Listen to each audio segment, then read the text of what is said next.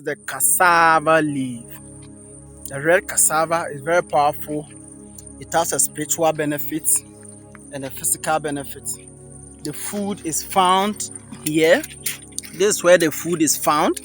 Yes, and this is the stem and the leaves. These are the leaves.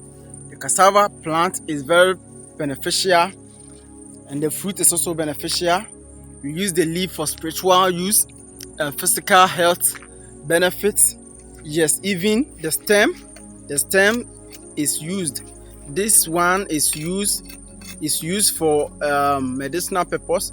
So yes, as you can see, this one is also used. So the cassava is good. Subscribe to the channel. I have a video about how to use it to treat a lot of ailments and also the spiritual benefit of this plant.